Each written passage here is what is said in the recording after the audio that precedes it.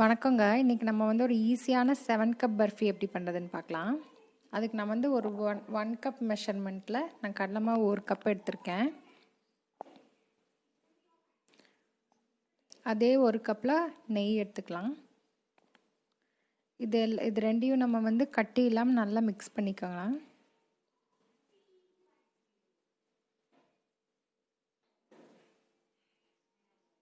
இந்த மாதிரி நல்லா மிக்ஸ் பண்ணிக்கோங்க. அதே 1 கப் மெஷர்மெண்ட்டில் நான் வந்து முந்திரியும் பாதாமும் போட்டு மிக்சியில் அரைச்சி வச்சுருக்கேன். நீங்கள் வெறும் முந்திரி கூட ஆட் பண்ணிக்கலாம். இது வந்து தேங்காய், டெசிகேட்டட் கோகோனட்டு, இதுவும் நான் 1 கப், எல்லாமே வந்து ஒரே கப் மெஷர்மெண்ட்டு தான். 2 கப் சர்க்கரை,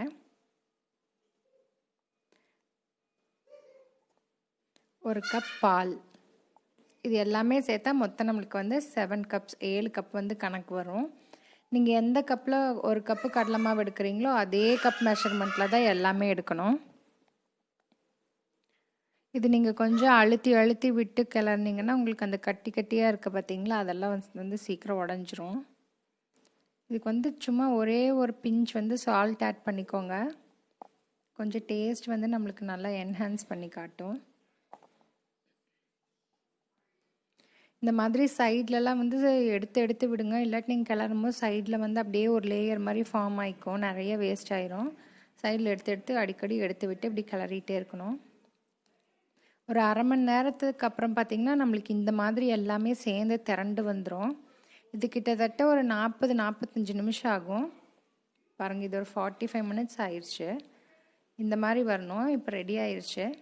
நம்ம மோல்டு ட்ரான்ஸ்ஃபர் பண்ணிக்கலாம். நான் இந்த மோல்டில் வந்து ட்ரான்ஸ்ஃபர் பண்ணிக்கிறேன். உங்களுக்கு இந்த மாதிரி பதம் வேணும். ரொம்ப காய்ச்சினிங்கன்னா அப்புறம் கல் மாதிரி போயிடும்.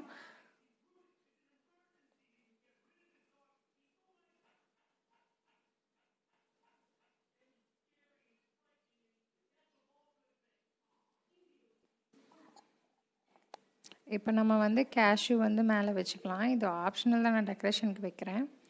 நீங்கள் இந்த மாதிரி வச்சுக்கிட்டு நல்லா ஒரு தடவை ப்ரெஸ் பண்ணி விட்டுருங்க. இது நல்லா ஆறட்டும், ஒரு 2 to 3 ஹவர்ஸ் ஆறட்டும். ஆறினதுக்கப்புறம் எடுத்து நம்ம பீசஸ் கட் பண்ணிக்கலாம். ரொம்ப ஈஸியான பர்ஃபி, நீங்கள் கண்டிப்பாக ட்ரை பண்ணி பாருங்கள். ட்ரை பண்ணிவிட்டு கமெண்ட் பண்ணுங்கள். தேங்க்யூ.